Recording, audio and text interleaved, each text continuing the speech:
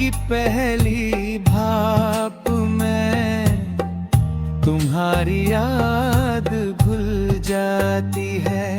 हवा जब पर्दे हिलाती है तो लगता है जैसे तुम धीरे से कमरे में आए हो।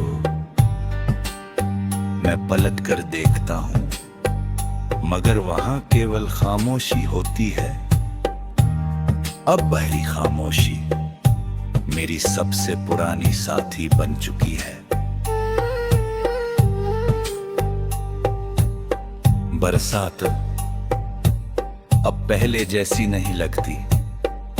पहले हम भीगते थे और हर बूंद पर हंसते थे। अब बारिश होती है तो लगता है आसमान भी किसी अपने को खोकर रो रहा है।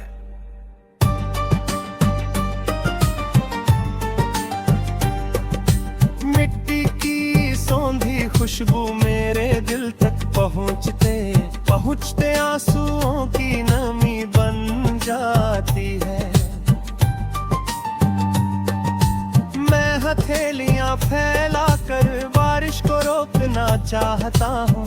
शायद उसमें तुम्हारी कोई याद ठहर जाए, मगर हर बूंद नहीं उंगलियों से फिसल कर चली जाती है,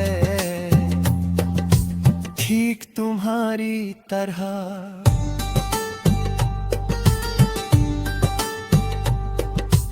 एक पुरानी किताब में आज भी वह सूखा हुआ फूल रखा है जिसे तुमने हंसते हुए मेरे हाथ में दिया था। फूल की रंगत चली गई, उसकी खुशबू भी खो गई, लेकिन उससे जुड़ी याद आज भी उतनी ही ताजा है।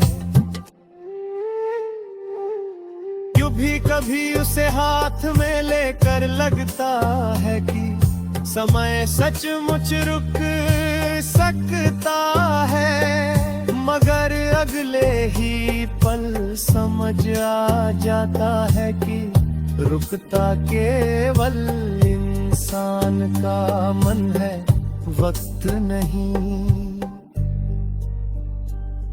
मैंने कई बार चांद से तुम्हारा पता पूछा। हर पूर्णिमा की रात उसकी रोशनी में तुम्हारा चेहरा ढूंढने की कोशिश की। सितारों को गिना, उनसे बातें की, मगर किसी ने कोई जवाब नहीं दिया। शायद प्रेम के सवालों का उत्तर आसमान के पास भी नहीं होता। शायद कुछ रिश्ते उत्तर पाने के लिए नहीं, केवल महसूस करने के लिए होते हैं। लोग कहते हैं कि समय सबसे बड़ा मरहम है। मुझे लगता है समय केवल हमें दर्द के साथ जीना सिखाता। जख्म वही रहते हैं, बस उनकी टीस हमारी आदत बन जाती है। मैं भी अब उसी आदत के साथ जी रहा हूँ। हर मुस्कान के पीछे तुम्हारी याद छिपी है, हर खुशी के पीछे अधूरी कमी।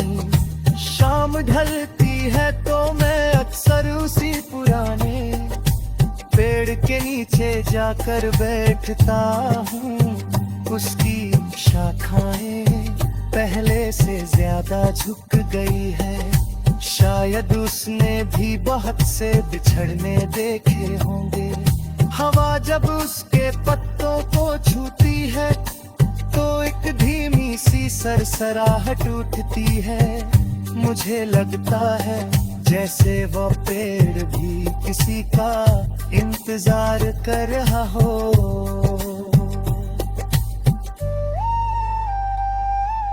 मैं और वो दोनों एक दूसरे की खामोशी समझते हैं।